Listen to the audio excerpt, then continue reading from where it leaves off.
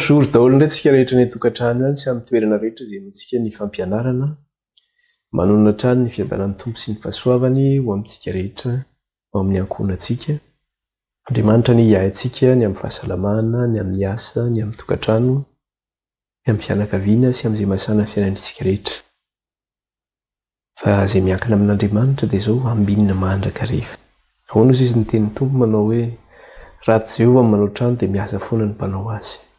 Rehefa orintsika amin'Andriamanitra ny fiainantsika dia tomombana sy lavorary sy rehetra atao. Manasantsika ary araka hivavaka indray raha noho ny fampianarantsika amin'ny teny ity. Hivavaka isika. Jehovah Andriamanitra iray io,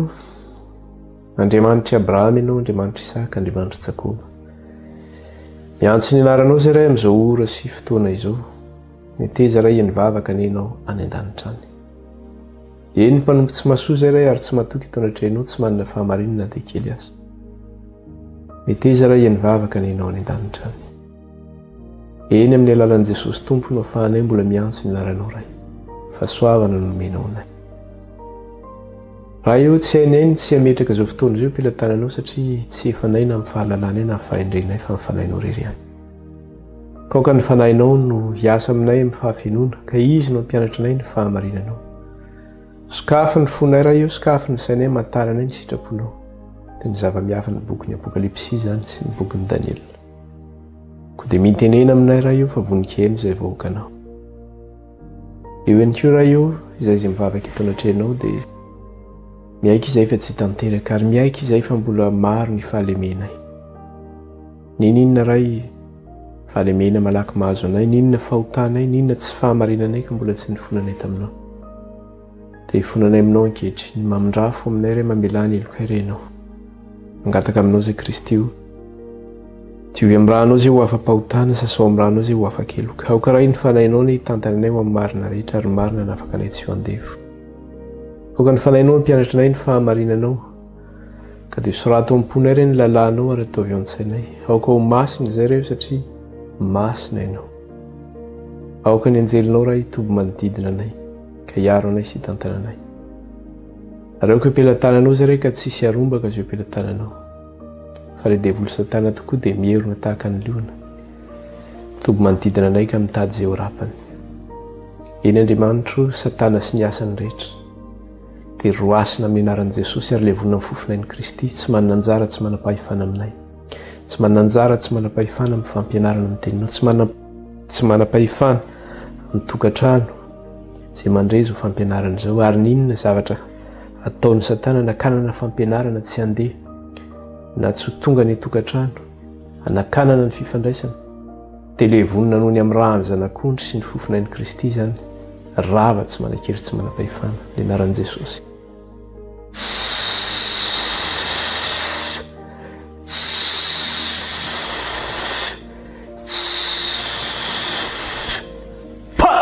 Rava Satana sy ny asany rehetra noho ny amin'ny rahan'ny zanak'ondry sy ny fofonain'i Kristy, tsy manan-kery, tsy manam-pahefana aminay tsirairay avy na ny tokantrano na amin'ny fampitana ny fampianarana izao na amin'ny toerana izay noana ny fampianarana. Ka ny nasan'ny Satana izay hoentina niasa na manafika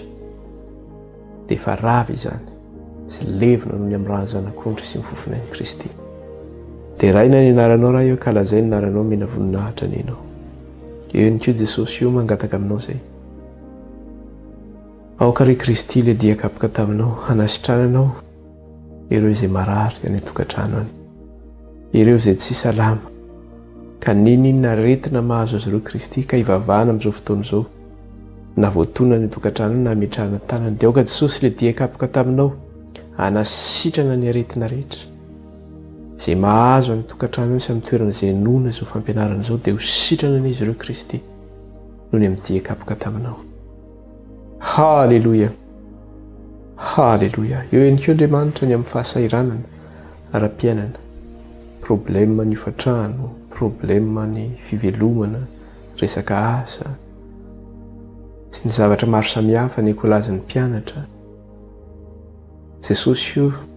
enoho ny fitarainan'ireo izay mitaraina aminao. Ka meteza Andriamanitra hitay azy ireo ny ianao, ame izay anjara sahaza ho azy ireo.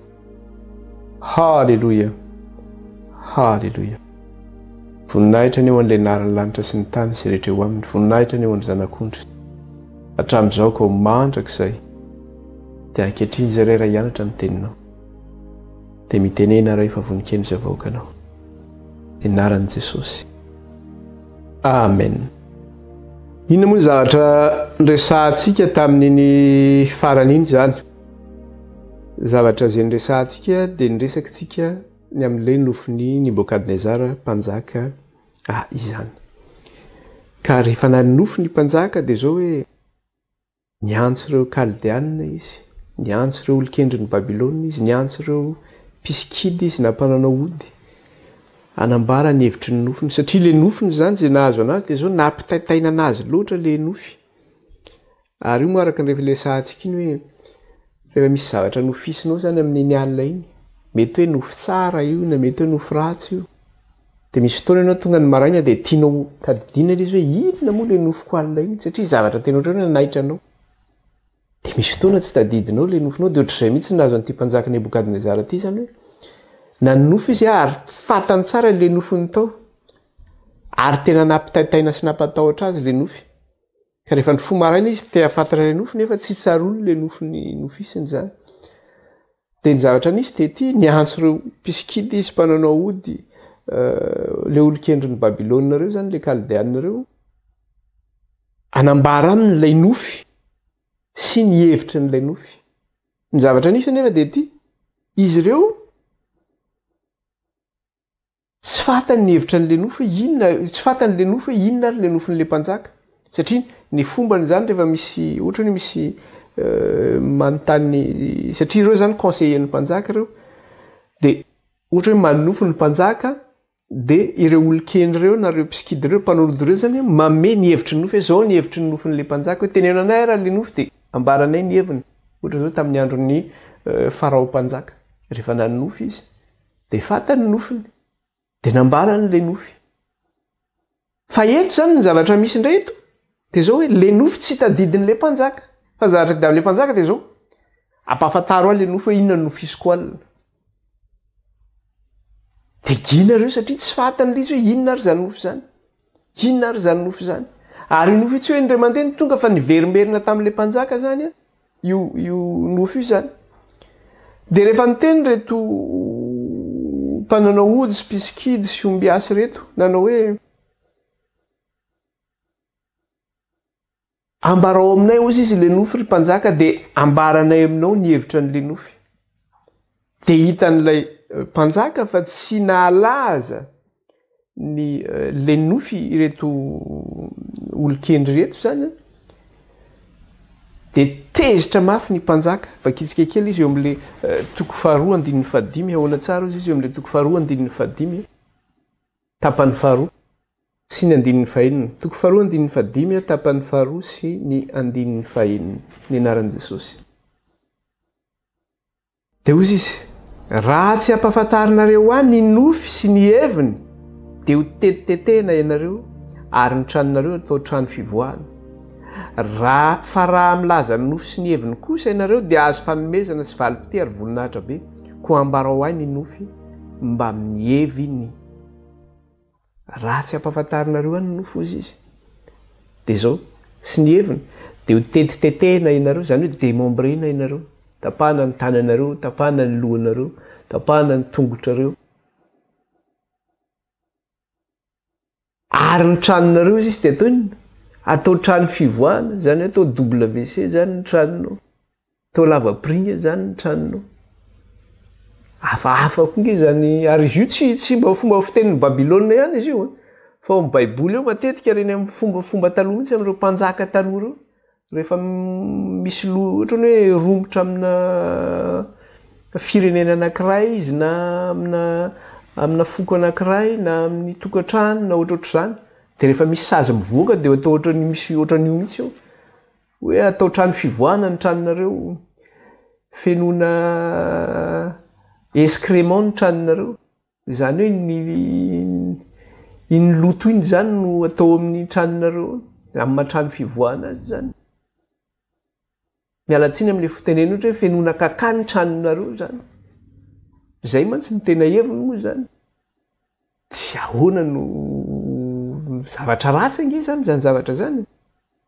fa zao kosa raha mamomeny hevitra n'le nofo izy izy nareo a de zao omena voninahitra be nareo ary omena valipitio izy izy ka mbara ho any nofy ary meo any heviny ina moa na tonga le mpanjaka zany hoe maninona izy no mafy be tahaka an'izany no didy sy navokany nefa resaka nofo no resahana eto mahatonga le izy mafy de zao satria le nofy ange fantatry le mpanjaka le nofy fantany tsara hoe inona ny zavatra ny nofisiny tao satria zavatra nampitaitaina azy fantany le nofy ary ny heviny koa raha mety fantany koa na ny heviny ary mety fantany koa fa tsy hitadidiny le izy ary zavatra nampatahotra azy indrindra le izy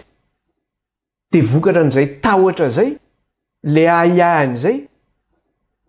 de zao satria tsy manome any valiny ianareo de vonoky daholo nareo rehetrarehetra izy tsisy ilana anareo koa inona mahaconseille anareo raha ohatra ka tsy ame anany heviny zany mampafantatra anany nofo ianareo sy ny hevitra n'lay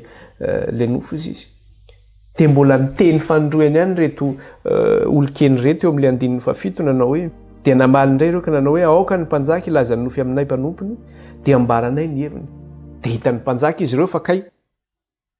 be fihetsiketsehana fotsiny reto ka efa tsy hitako zay ilana anareo izy izy 15 sy 16 fa ny mpanjaka namaly ka nanao hoe fantatro maromarina fa mandany andro foana ianareo satria hitanareo fa efa nylobava aho fa raha tsy ampahafantarinareo any nofy dia lalana ray monja no hitondrana anareo fa ianareo miray tetika ilaza teny lainga sy arirarera foana eo anatrehako mandra-patonga n'izay andro mahamety ko ambarao ny nofy dia ho fantatro fa malaza ny heviny amiko koa ianareo ambarao amiko izy ny nofy dia fantatro fa mahalaza ny heviny amiko ianareo le nofy sy ny zavatra tsy azonao tsy azon'ireo fitana mihitsy nge mpanjaka amin'le nofy satria fatany tsara ny hevitra fatany tsara le nofy ary fatany ny heviny ihany koa hoe inona ny zavatra voambara tao anatin'le izy ka raha hiezaka amorona lainga eto zany reto dia hita fa tena mpamitaka reto charlatan reto olona reto dia tsy voavaliny zareo moa mikasika le izy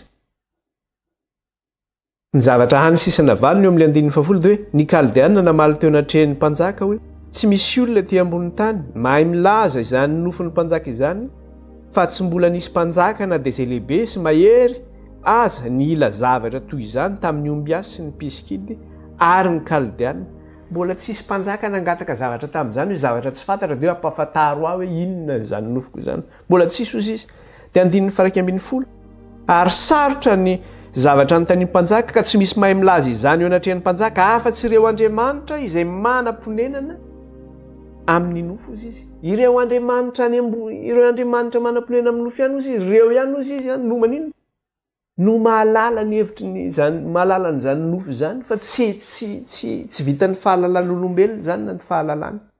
tezitra mafy ary ny mpanjaka inona ny zavatra nataon'ny mpanjaka na ny medidy ny mpanjaka eo amin'ny 12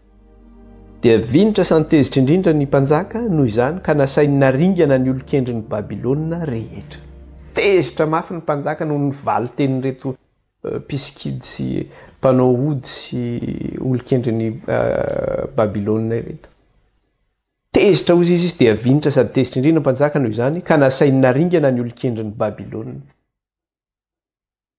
ka eto ny zavatra anankiray mitranga dia zao rehefa ho aringana ara ny olokendry ny babilôna i Daniel zay tompony ty fanambarana ity dia zao anisan'ny olokendry ny babilôna nefany i Daniel manana namana anankitelo izy zany hoe efada izy ireo ary izy ireo dia natahotra an'Andriamanitra ary efa nalaina babo tany babilôna izy ireo dia naninona lasa nampidirina tao anatin'ny klasin'ny kaldeana inona moa le klasin'ny kaldeana fa ile hoe olokendry ny babilôna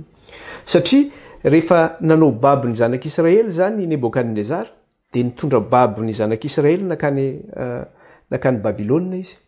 dia anisan'ireo babo avy any Joda zany i Daniel sy ireo namany telolahy ireo dia i Nebokadnezara nefa niteny mihitsy hoe maka ozy izy amin'ny zanak'Israely zay taranak'andriana ozy izy na taranaka mpanjaka izay mety afaka hiasa ozy izy ao amin'ny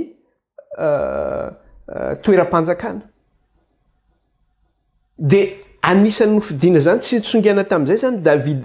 Daniel sy ireo namany eo amin'ny anina iny tatsika an'izay raha mijery kely amin'izay tsika eo amin'ny Daniel toko voalohany vakitsika ny andininy fahatelo sy ny fahefatra Daniel toko voalohany andininy fahatelo sy ny fahefatra de hono izy ary ny mpanjaka nadidina ny Aspenaza lehibe ny tandapa nitondra ny sasany amin'ny zanak'Israely dia amin'ny zanak'Andriana na amin'ny ambony firazanana dia zatovy izay tsy misy kilema fa tsara tarehy sady kanto amin'ny fahendrena rehetra sy manam-pahalalana ary mazava saina ka miendrika hitoetra ao an-dapan'ny mpanjaka sady nasainy nampianarina ny taratasy sy ny tenin'ny Kaldeana zany hoe nampianarina mihitsy zany izy ireo mba hiasa ao amin'ny tranom-panjakana de rehefa vita ara ny fianaran'ny Daniel sy ireo namany teo amin'ny tranom-panjakana de inona ny zavatra nitranga vakitsika eo amin'ny andininy fahafito ambin'ny folo sy ny valo ambin'ny folo nandalo fanadinana izy ireo zany teo anatrehan'ny mpanjaka mihitsy izy no nandalo fanadinana andininy fahafito ambin'ny folo ka hatramin'ny andininy fahafito ambin'ny folo ka hatramin'ny fahasivy ambin'ny folo no vakitsika ary ireo zatovy evaday ireo dia nomen'Andriamanitra fahalalana sy saina ny amin'ny taratasy sy ny fahendrena rehetra ary Daniel nahafantatra ny amin'ny fahitana sy ny nofo rehetra ary no tonga ny andro nasain'ny mpanjaka ampidirana azy dia nentin'ilay lehibe ny tandapa-niditra teo ny atrehan'ny Nebokadnezara izy ary ny mpanjaka ny resaka taminy ka tsy nisy hita izay tahaka ny Daniel sy Ananiasy Misaela ary Azara tamin'izy rehetra ka dia nitoetra teo anatrehan'ny mpanjaka izy ireo zany hoe lasa niasa teo an-tampan'ny mpanjaka zany izy ireo hita fa tena feno fahendrena izy ireo men'Andriamanitra fahalalana ary ny fahalalana sy fahendrena izy ireo folo avy eny mihoatra no ireo namany zany zay niara-nianatra tamin'izy ireo teo amin'ny kilasin'ny Kaldeana ireo de nampidirina zany vita zany io fanadinana io gaga ny mpanjaka tamin'ny fahendrena sy ny fahalalana zay nanana izy ireo de lasa anisan'ny Kaldeana zany izy ireo anisan'ny olon-kendriny Babilona ka rehefa tonga zany le didin'ny mpanjaka nanao hoe hoaringana daholo ny olon-kendriny Babilona rehetra de anisan'izay ihany koa zany i Daniel sy ireo namany rehefa nandrehan'izay nefa Daniel de inona ny zavatra nitranga torakovitra koa Daniel nanen'izany ary gaga izy satria tonga ilay mpiambina azy ireo zany nalefa ny mpanjaka hamono azy kanefa ny Andriamanitra napahita fitian'ny Daniel tamin'io mpiambina ny Daniel io de nanontany izy hoe fa nahoana ozy izy no didin'ny mpanjaka de mafy tahaka an'izany maninona no vonoiny izahay ozy izy de nazavainy le lehiben'ny mpiambina teo zany le lehiben'ny tandapa teo zany ny mikasika le antony mahatonga ny mpanjaka hampamono an'ireo olon-keny ireo de vokatra an'izay de niteny tamin'ilay lehibe i Daniel nanao hoe eto anatrehan'ny mpanjaka ozy izy zany hoe nangataka audience teo amin'ny mpanjaka zany Daniel de zao no voasoratra amin'ny andininy fahinina ambin'ny folo toko faharoa andininy fahinina ambin'ny folo toko faharoa andininy fahinina ambin'ny folo dia niditra Daniel ka nangataka tamin'ny mpanjaka anome andro azy dia holazainy amin'ny mpanjaka ny hevitry ny nofy zay zany nangatahany Daniel teo amin'ny mpanjaka hoe meo andro ozy izy mba hamatarako ny hevitry ny nofy de nomen'Andriamanitra n'izay fepitoana zay zany hoe niantona zany ny sazy zay nomena famonoana an'reto olon-kendriny Babilona reto miandry mandrapatonga le famonoana mandrapatonga ny valiny zay mety horesahany Daniel tsy fantatra io fepitoana nomenany Daniel io na 24 heures na afriny io fa nisy fiatrandro zany nomena tao de hoe me fiatrandro izy mpanjaka de meko anao ny nofy sy ny heviny de nomen'Andriamanitra azy zay fepitoana zay zany inona ary ny zavatra nisy rehefa nahazo an'izay fiatrandro zay fepitoana zay Daniel de lasa izy niantso ireo namany telonahy ihany koa zay matahotra an'Andriamanitra tahaka anazy le izy te efada zany zay anisan'le olon-kendriny Babilona niantso azy telonahy Daniel de zao inona ny nataon'izy ireo tsy hoe nanaotra nyreto olon-kendriny Babilona sy le mpananao ody izy sy reto piskidy reto anao hoe amoritsaina hoe ahoana ny fomba mitahantsika mpanjaka ahoana ny zavatra ho ataontsika fa ny azy vahaolana de ray ihany ny vahaolana miakohaka zay ihany ndao tsika akohaka ry zalahy angataka amin'Andriamanitra tonga dia miakohaka zay ihany ny valiny iakohaka 17 sy ny 20 izy miteny an'izay. Ary Daniel nody tany an-tranony ka nanambara ilay teny tamin'ny Ananiasy Misaela ary Azara namany mba angatahiny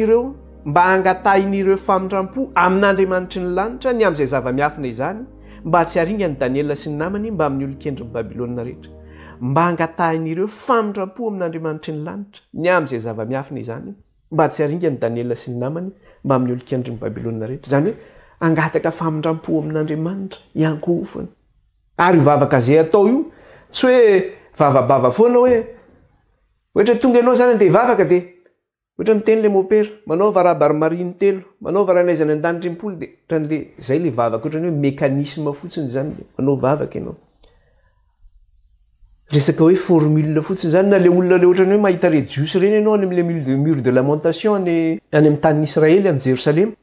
eo amin'le rindrin'le mandany Jerosalema rava iny. Dia inona zavatra ataon'ireo jiosy ireo rehefa mivavaka dia eo amin'le rindrina io dia zao ny ataony lohany io manao ohatr'izao foana mihetsiketsika io. Mandritry ny elo dia eo tsy izany io. Fa io le vavaka le hoe ahoana ozy izy Andriamanitra ny fotoritory sy fanamangorakora koa izy Andriamanitra dia tsy mba ataoko tsinitsiny zany hoe tena vavaka ny ranomasy io fitalaona io hoe vonjeo izay Andriamanitra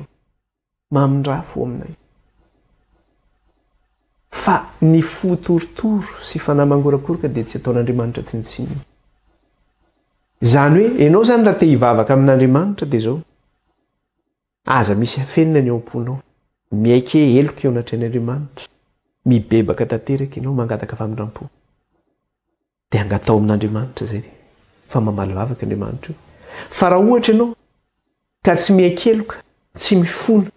tena mietra eo anatrehan'Andriamanitra fa ny zavatra ataonao dia zao le zavatra irin'ny fonao ihany no angatahanao tsisy zavatra ho azonao na nkely azy. Ary ny vavaka koa dia tsy mihoatra n'io plafond. Fa ny fotoritory sy fanamangorakoraka dia tsy mba ataon'Andriamanitra ho tsinitsiny. Fa Andriamanitra dia niteny mihitsy manao hoe fa ny fahotanareo no hevitra mampisaraka anareo amiko izy ka mampiafina nitavako aminareo tsy ahitanareo aho. Zany hoe raha mbola misy fahotana ao anatintsika zany hafenitsika amin'Andriamanitra nefa tsika mangataka zavatra amin'Andriamanitra tsisy zavatra ho azontsika io. Satria ny mampisaraka antsika amin'Andriamanitra dia ny fahotantsika. Ireto anefa dia zao izy efa dara io matahotra an'Andriamanitra fantatr'Andriamanitra koa izy ireo. Nibebaka izy ny talao fa niaino Andriamanitra tonga ny valim-bavaka tonga dia nidina. Fa agagana nge zany retina ho antsika ihany koa raha te ahazo valim-bavaka dia zao mibeba tanteraka ary apetrao amin'Andriamanitra ny fotsika. Dia zao ara le nofy sy ny hevitry ny nofy. Vakitsika eo amin'ny andeniny 9:7 sy katramin'ny 7:20. 9:7 katramin'ny 7:20. Dia naseho an'i Daniel tamin'ny fahitana amin'ny alina izany zava-miafina izany. Ka dia nisaotra an'Andriamanitra ny lanitra Daniel. Eny, miteny izy ka nanao hoe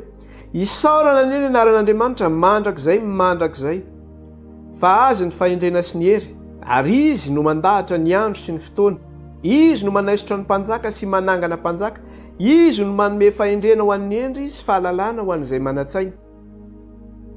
Sy fahalalana ho an'izay mazava saina. Izy no mampiseho ny zavatra lalina sy miafina. Izy no mahalala izay eo amin'ny maiziny ary ny mazava mitoetra ho aminy. Ianao ry Andriamanitry ny razako no dia raiko sy isaorako satria nomenao fahendrena sy ny hery aho ary ankehitriny efa nampahafantarinao ahy izay nangatahinay taminao. Fa nampahafantarinao anay ilay nofin'ny mpanjaka.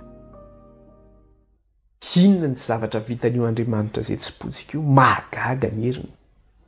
Zavatra tsy hain'ny mpiskidy zany, zavatra tsy hain'ny mpanao ody zany, zavatra tsy hain'ny olon-kendrony izao tontolo izao zany ny intellectuel sy ireo miezatra azy manam-pahalalana.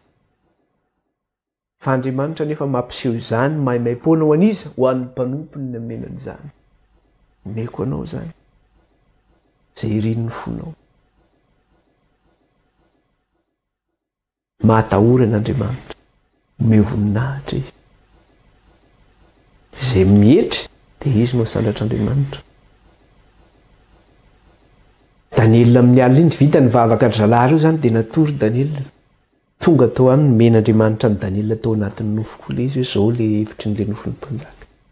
Mahagaga nge zany reto. misy fotoana zany mijambo joro vavolombelona amintsika misy fotoana rehefa misy manana problème reny dia mivavaka amin'Andriamanitra tena talao mihitsy zany ianao dia mangataka mihitsy ianao ampafantaro an'Andriamanitra hoe inona zao zavatra zao fa tonga dia miteny io Andriamanitra eo amin'ny alalan'io teniny io ngatao amin'io teny io mitenena hoe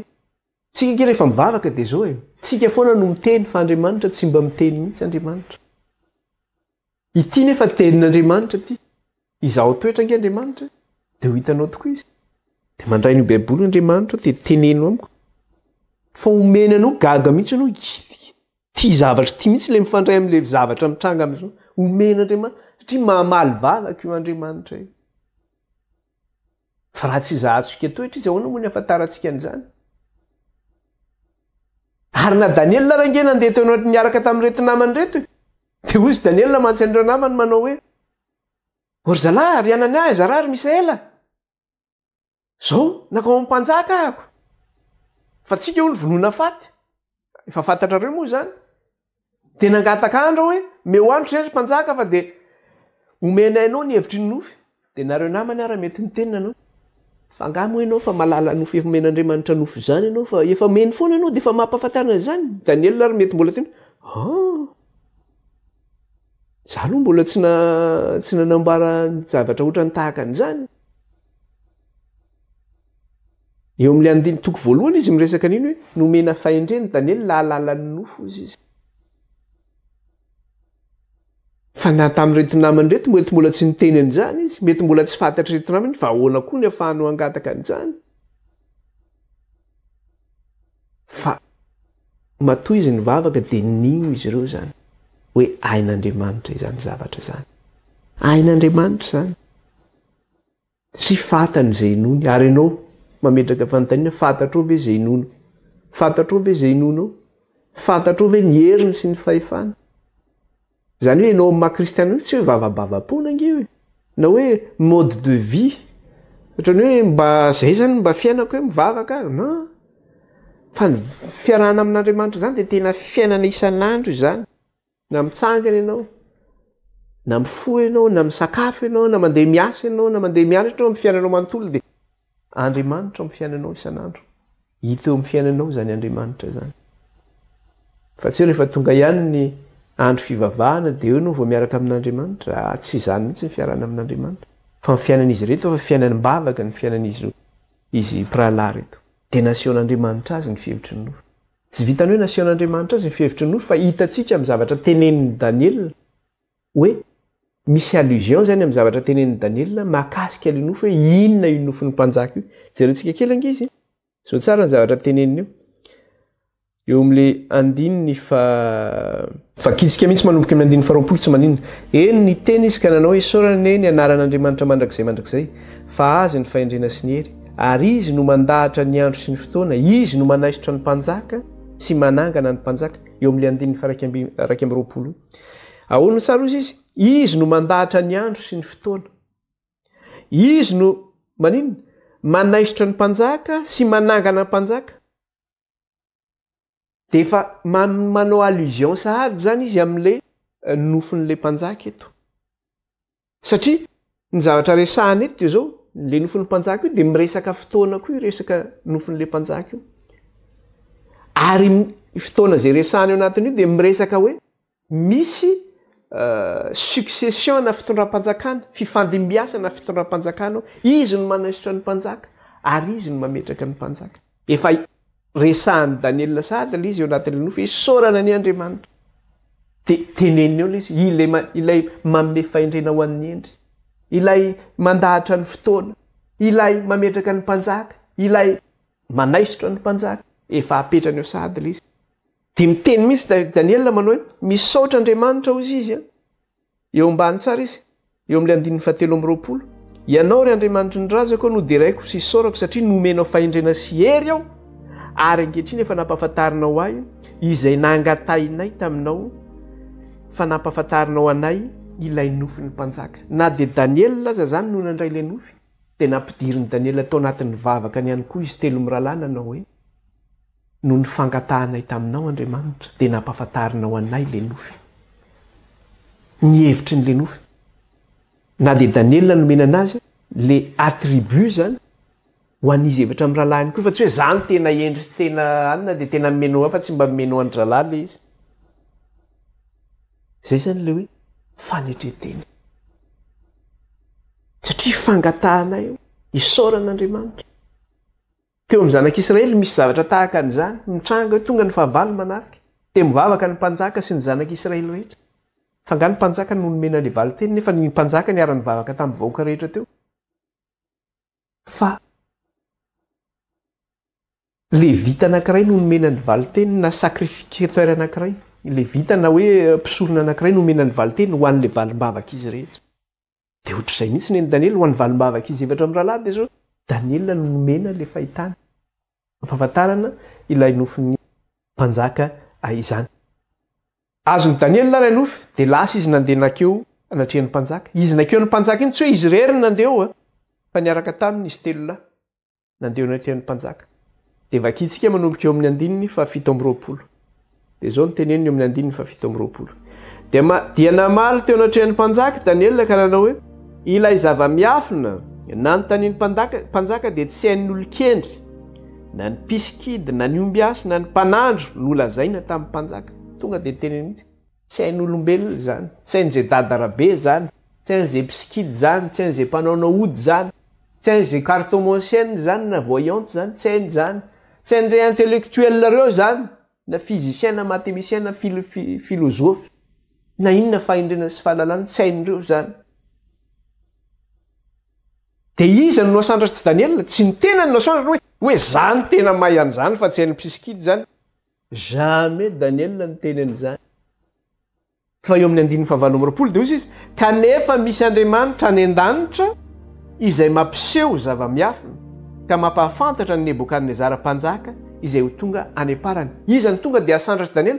Andriamanitra no asandratra hoe misy Andriamanitra any an-danitra tsy za tsy hoe za ny manam-pahalala fa misy Andriamanitra any an-danitra izy zay manisy izy izay mampiseho zava-miafina ka mampahafantatra any Nebokadnezara mpanjaka izay ho tonga any aparany izay ho tonga any aparany tsy nanandra tena mihitsy zany Daniel eto dia mbola toy izany ihany izy 920 azafady 970 dia toy izany le izy ahoana izy ary izao aza ozy izy mantsy ny tenany zany ary izao aza dia tsy noho ny fahendrena nanako mihoatra noho ny olombelona rehetra tsy akory no nampisehoana tamiko ny zava-miafina fa ny mba ampahafantarana ny mpanjaka ilay hevitra ka ampahafantarana anao ny eritreritry ny fonao tsy hoe noho ny fahendreko ozy izy Daniel hoe mihoatra noho ny olombelona rehetra akory no nampisehoana amiko izany zava-miafina izany satria hoe za ny tena endry fa nampahafantaran'Andriamanitra le izy maninona mba ampahafantarana ny mpanjaka ilay hevitra le hevitry ny nofy zany ary ampahafantarana ny mpanjaka le eritreritry ny fon'ny mpanjaka hoe inona zavatra nalasa sainan'ny mpanjaka sy nampatonga ny mpanjaka ho tezitra hamon'ny olo-kenjy ny Babilôna iny satria fantatry le mpanjaka le nofy fa tsy tsarony mihitsy le izy nafantarako azy izy Daniel dia zao tsy hoe za olo-kendry fa nomen'Andriamanitra izy mba hampahafantarana amin'ny mpanjaka ny hevitry ny nofy sy ny nofy fa misy Andriamanitra ny an-danitra any izay manambara zava-miafina ozy izy ka manambara izay zavatra ho avy any aparany ozy izy zany hoe manambarany amin'ny farany koa zany eto miresaka ny amin'ny farany ihany koa zany eto zany hoe ty zavatra resahany eto zany tena zavatra makasika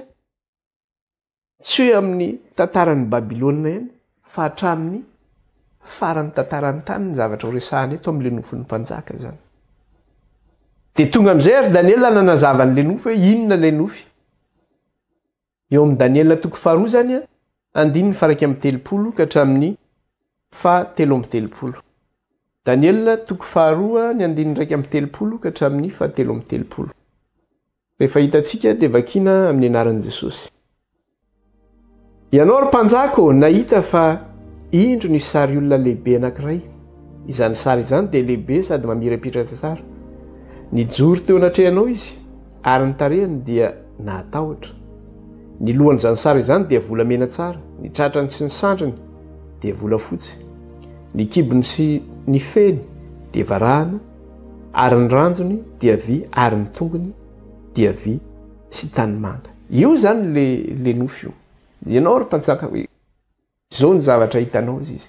Dia jereo tsara le fomba nomboan'i Daniel zany le teniny, inona ny zavatra teniny? Ianao ry mpanjaka ho nahita zao le zavatra hitanao. Apatsiahivin'i Daniel zany hoe zao le zavatra hitanao tamin'ny nofinao. Dia ino ny zavatra hitany tamin'ny nofiny io? Nahita sary olona ngeza be tsanganana izy, ngeza be zany hoe statue ngeza be, tsangam-bato lehibe ny hitany zany. Tsangam-bato lehibe izy. Dia io tsangam-bato lehibe izay hitany io izy dia zao ny lohan'io tsangam-bato io izy dia volamena. Ny tratrany sy ny tanany izy volafotsy. Ny kibony sy ny hatreo amin'ny feno izy varahana. Ny tongony izy vy, ary ny ratsan-tongony izy vy sy tanimanga. Zany hoe raha jerena zany izy en ordre décroissant zany izy hoe mitotongana zany ny fijery anazy. Raha mijery an'le metaly zany dia mitotongana le metaly. Zany hoe lo volamena. Dia midina ny valeur an'le metaly zany volafotsy. Dia midina ihany ny valeur an'le metaly varahana, midina ny valeur-ny vy, ary hatrany amin'ny farany vy dia makany amin'ny tanimanga izany. Asioko antsika eto moa zany le sary dia ho hitantsika ohatra ny ahoana ny paozin'io tsangam-bato lehibe io zany izay anambaran'i Daniel ny nofin'ny mpanjaka zany maneho an'ireo metaly samihafa ireo izany. Dia jerentsika indray le izy toizantsika ihany le vaky teny, satria tsy vitan'le hoe tsangam-bato lehibe io ihany no zavatra hitan'ny mpanjaka, fa mbola nitairiny Daniel indray mpanjaka manao hoe dia izao koa mbola zavatra hitanao izy ry mpanjaka. 4:30 ka hatramin'ny 5:30 tapany faharoa, tapany voalohany. 4:30 ka hatramin'ny 5:30 tapany voalohany. Dia hono izy nijery ianao, mbola ohatrany hoe hoentin'ny Daniel mijery mihitsy izy zao le zavatra hitanao. Nijery ianao izy. 5:30 nijery ianao ambara-panisy vato voaentaka, nefa tsy nendahan-tanana, ary namely ilay sary teo amin'ny tongony visy tanimanga iny ka nahatorotoro azy. Dia niara torotoro ny visy ny tanimanga sy ny varahana sy ny volafotsy ary ny volamena ka tonga toy ny akofa eny am-pamilona fahavaratra. Ianao izy ry mpanjaka nijery dia zao nisy vato izy voaentaka, zany hoe teny amin'ny tendrombohitra zany io vato io, nisy vato voaentaka izy. Dia rehefa avy eo ny vato izy nenjera teny amin'ny tongon'ilay tsangam-bato lehibe, zany hoe teo amin'le visy tanimanga zany. Dia nenjera le tsangam-bato lehibe ary torotoro izy ilay izy teo, arak'ilay teneniny zany.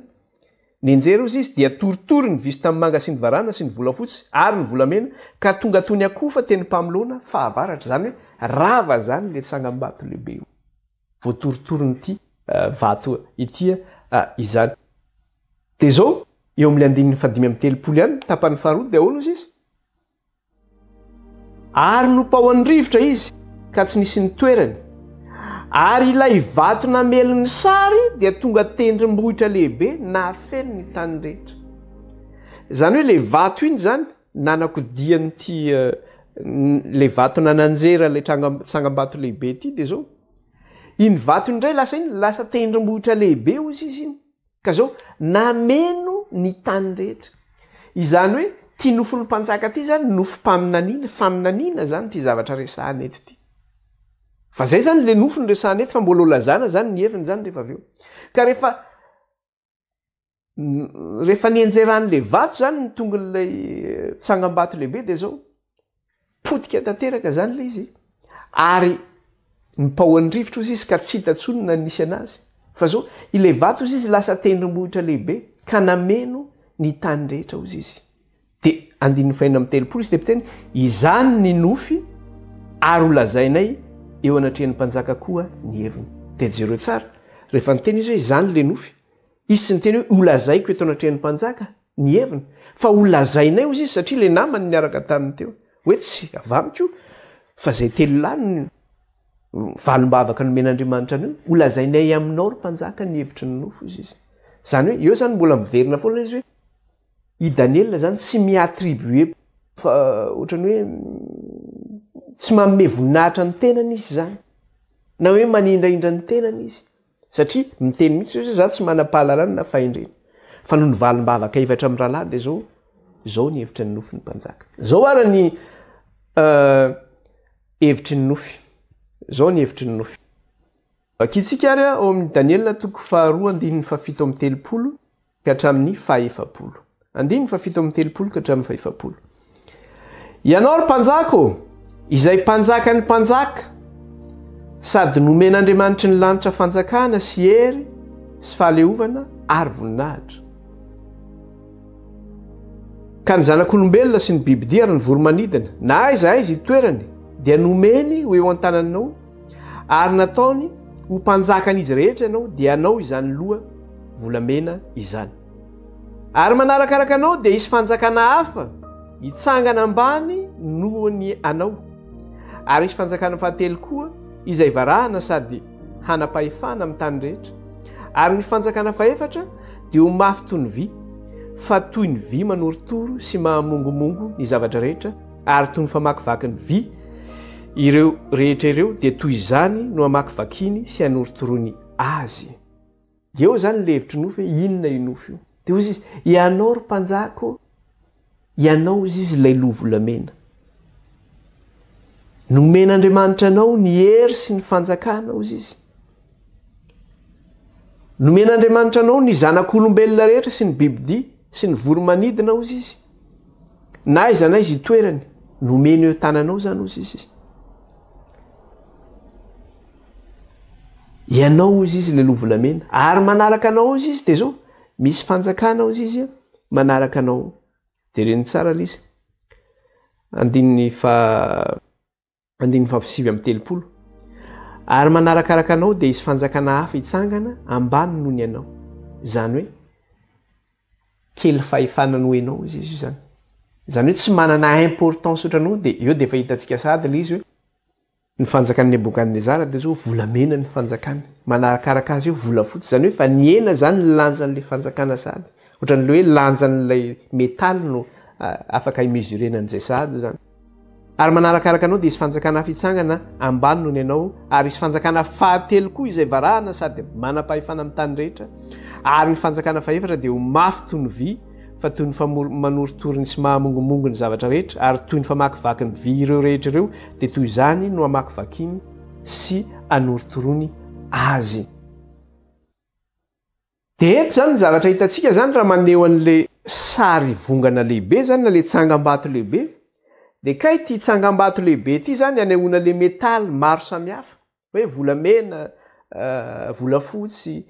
varahana vy sy tanymanga zany hoe maneho zany reo fanjakana mifandimby maneho fanjakana lehibe mifandimby zany tsangam-bato io zany dia raha mijeritsika zany ohatran'le hoe araka le nresahana teo hoe hita ao anatin'izay metaly zay ny koa nefany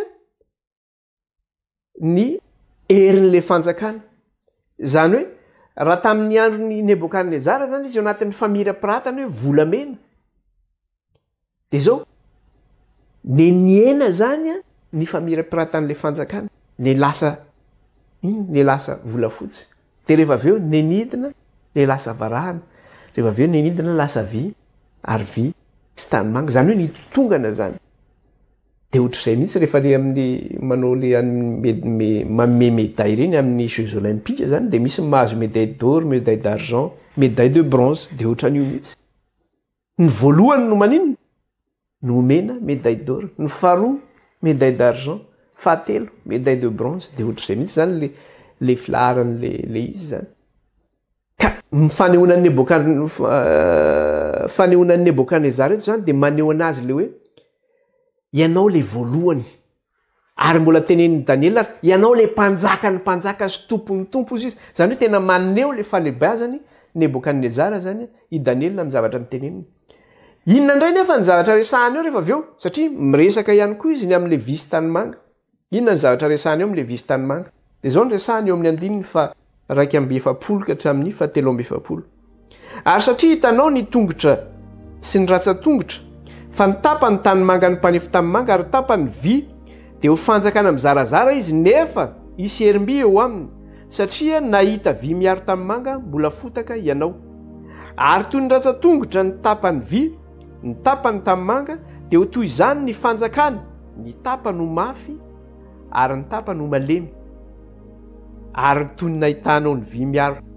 mbola fotaka dia toy izany ny ary arony amin'ny taranak'olombelona nefa tsy hitambatra izy dia toy ny tsy fetezan'ny vy miaro amin'ny tanymanga. Zany hoe aorinan'le fanjakana lehibe hatramin'le vy io zany dia zao isy fanjakana koa zay iarona aorinan'io izy. Dia ny tapany vy izy izy ny tapany tanymanga inona moa ny fahasamihafandreo dia hoe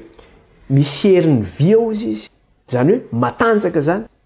Ary misy herin'le tanymanga ihany koa zay firenena malemy. Zany hoe firenena mahantra sy firenena manan-karena ihany koa zany ny asehon'io. Kanefa izy ny fifandraisan'io fanjakana farany io zany dia zao ao anatin'ny alliance humaine ozy izy ny arahan'ireo. Zany hoe arak'ilay teneny teo hoe ahoana tsara ny ilazany azy amin'ny teny eo amin'ny 9:7. Ary toy ny nahitanao ny vy izy izy miaro tamymanga mbola fotsy dia toy izany miarony amin'ny taranak'olombelona nefa tsy hitambatra izy toy ny tsy fetezan'ny vy miaro amin'ny tamymanga. Zany hoe le fiarona io zany le hoe alliance humaine io zany hoe fifanekena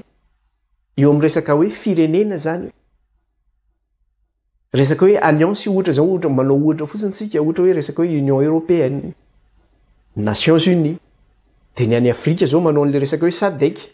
fitambarana zay zany le alliance humaine zany hoe misy fifandraisana ara-politika, ara-économique, ara-militaire ihany koa zany. Zany hoe misy coalition zany eo anatin'io zavatra io.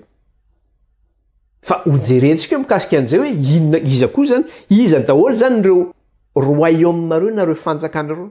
Efa hitatsy voalohany moa zany dia efa fantatsika hoe Nebokadnezara zany le loha volamena zany hoe fanjakany Babilôna zany io. Fa ny manaraka azy eto dia iza daholo zany ireo fanjakana mifandimby reo. Izy io fanjakana volafotsy io, izy io fanjakana varahana io,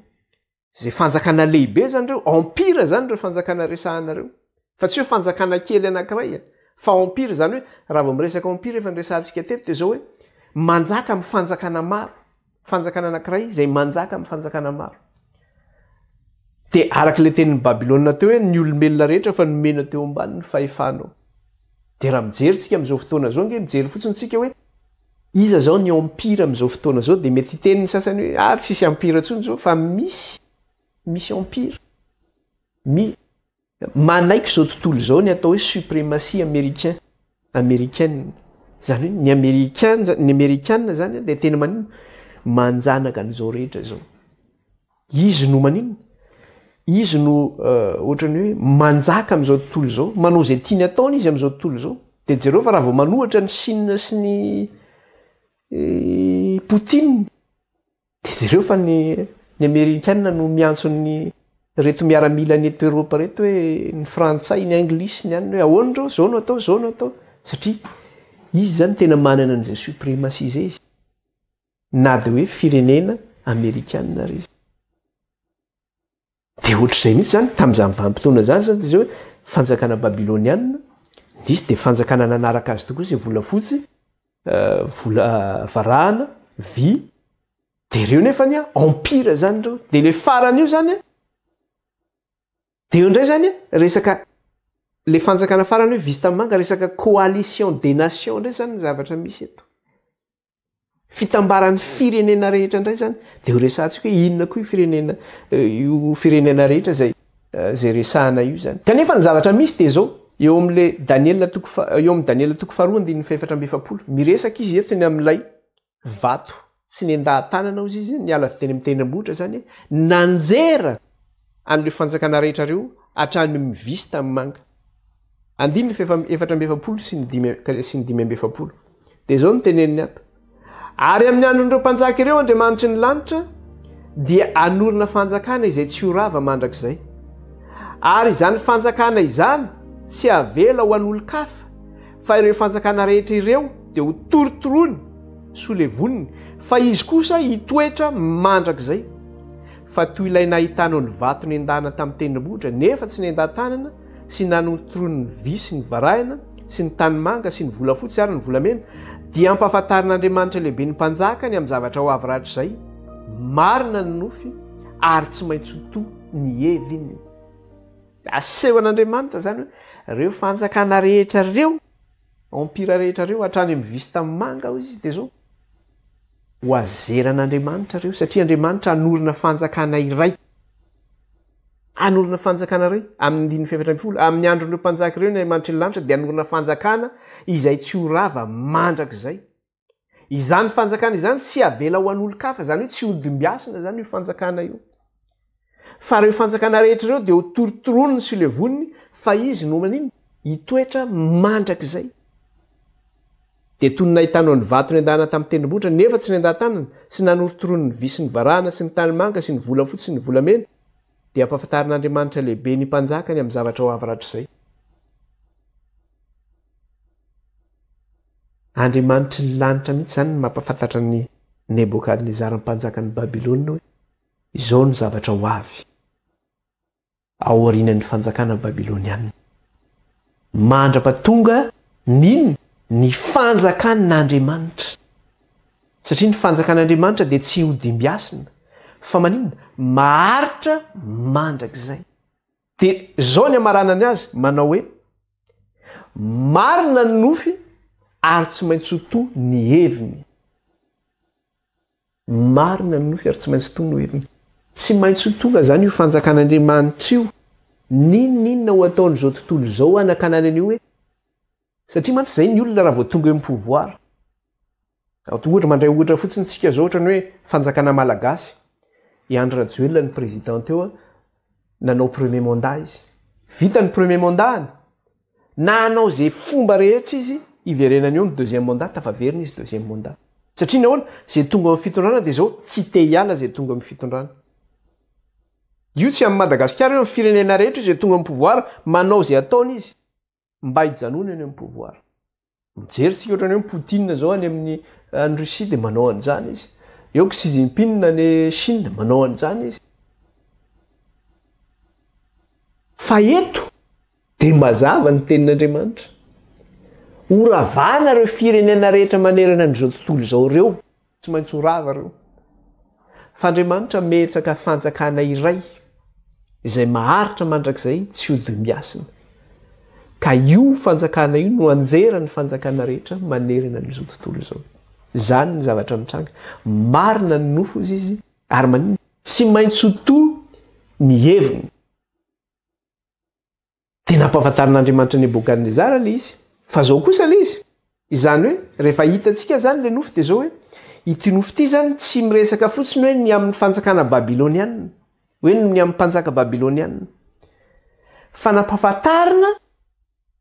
hatramin'ny fanjakana ho avy nampahafantarina hatramin'ny fanjakana ho avy ny zavatra nisy anefa dia ity io moa le zavatra nyresahako teo zavatra mahatsikaiky kely izy ity hoe zay olona tonga eo fitondram-panjakana dia tsy mety miala ny olona tonga eo fitondram-panjakana fa manao zay zavatra rehetra ataony izy mba hijanonana io dia rehefa naheno Nebokadnezara nanao hoe izy le loha volamena ka ny fanjakana ny fanjakana tsy maintsy hodim-biasin'ireo firenena maro samihafa reo hoe fanjakana volafotsy fanjakana varahana fanjakana vy fanjakana visy tamin'ny manga dia izy tsy nanaiky an'izay izy fa zao inona ny zavatra nataony hitantsika oriana kely izy eo amin'ny fa tsika moa tsy dia resaka an'izay fa manasa antsika mba andinika an'izay zavatra nataon'ny mpanjaka zany vokatra ny nofy eo amin'ny toko faharoa io satria rehefa fantan'ny mpanjaka io ny fanjakana tsy maintsy hodim-biasina dia inona ny zavatra nataony taty oriana zany nanao tsangam-bato lehibe izy natsangana amin'ny teny frantsay izy nataony teo amin'le hoe vallée de Dora no nametrahany azy tany lemaka an'le Dora zany no nametrahany azy dia rehefa nataony teo tsangam-bato lehibe io nampitoviany amin'le nofiny zany le izy fa zao tsy nataony hoe volamena ny lohany na ny tratrany vola fotsy na ny kibony sy ny fely nataony varahana na ny tongony nataony vy na ny ratsa-tongony nataony visy tamin'ny manga fa nataony volamena hatrany amin'ny lohany ka hatrany amin'ny tongony nanaovany azy ny fanaovany an'izay fotsiny dia rehefa nanao an'izay tsangam-bato lehibe izy zay dia natsony ny vahoaka ny rehetra tany zay teo ambany fahefany rehetra iakoaka eo anatrehan'io tsangam-bato lehibe izay nataony io zay volamena hatrany ambony ka hatrany ambany eo zany dia maneho sahady manao hoe tsy manaiky izy hoe ahoana ny fanjakako no dia miasiny nefa ny nofo izay nomena azy ny andriamanitry ny lanitra nanome azy any nofo io dia ohatr'izay mihitsy ny zanak'olombelona manao hoe tsy manaiky zany izy rehefa ohatrany hoe mahazo finanana na hoe tonga amin'ny toerana anankiray hoe tsy mety ala eto fa ahoana ny alanao amin'ity toerana ity mitazona an'izay kanefa ahoana tsara ozy izy nofony ahoana tsara ozy izy Daniel rehefa nisaotra an'Andriamanitra izy ny amin'ny nofo izay nomena anazy misaotra an'Andriamanitra lehibe ao izy satria ianao izy mampafantatra ny zavatra ho avy ianao izy no mametraka ny mpanjaka ary ianao no manaisitra ny mpanjaka zany ny zavatra nytenen'i Daniel atao amin'ilay nofony zany hoe ninninona zany ho ataon'ny zanak'olombelona zay tonga amin'ny fitondrana eo rehefa ozy Andriamanitra hoe miala teo ianao dia miala teo ianao satria ny Andriamanitry ny lanitra no mandahatra ny fanjakana misy amin'izao fiainantsika zao satria efa ara-paminaniana ange zany napetraka Andriamanitra efa mipetraka ara-paminaniana zany ka ninninona zavatra ho ataonao eo tsy afaka manao ninninona jereo tsara raha valy manana tamin'izy nanao premier mandat tany Madagasikara ny olona nga nieritretra hoe raha valy manana zany iala amin'ny fitoram-panjakana fozy Andriamanitra hoe miala teo ianao dia niala izy Andry Rajoelina nanao zay nataony teo amin'ny fitondrana premier mandat zay nataony nyresaka mandeha hoe tsy tafipetraka eo zany tsony io hoe zao ny zavatra mitrangy verina teo izy deuxième mandat nga ianao zavatra efa planina an'Andriamanitra efa mipetraka zany misy antony zany rehetra zany tsy afaka manao ninninona ianao Andriamanitra no mametraka ny mpanjaka izy no manaisitra ny mpanjaka zany hoe hatrany amin'ny farany zany dia efa fantatr'Andriamanitra ny fipetraka io zavatra dia ny azo antoka indrindra dia zao tsy maintsy ho tonga ifanjakan'Andriamanitra io na anao iny rehetra zanak'olombelona na anao iny tsy maintsy ho tonga io ary io fanjakan'Andriamanitra io no torintsika io tapitra ny fotoanantsika fa toizantsika manaraka indray zay leson'izay ivavakantsika risotra an'Andriamanitra tomporay masina sy tsara indrindro mankalaza anao sy midiranao ro manome voninahitra anao misaotra ray ny amin'ny teny izay nomenao anay tamin'ny tian'ity ny amin'ny nofony Nebokadnezara-mpanjaka ny amin'ny reo fanjakana mifandimby mifanesisesy manjaka amin'izao tontolo izao hatramin'ny fahatongan'ny fanjakanao hoy ianao Andriamanitra manao hoe marina ny nofy ary tsy maintsy toy ny heviny izay lazainao raha io dia tsy maintsy tanteraka izany mana-masinana ireny amin'ny teninao ny teninao ny fahamarinana dia raina mandrak'izay ny anaranao dia aoka ray ny fanahinao mpafantatra ny anihevitra izany nofy izany ny anaran'i Jesosy amen izay indray zany ny lesitsika tamin'ity an'ity voninahitra amin'Andriamanitra rery ihany halleluia halleluia dia manaraka indray tsika fampitoana eto baibay daholo tsika rehetra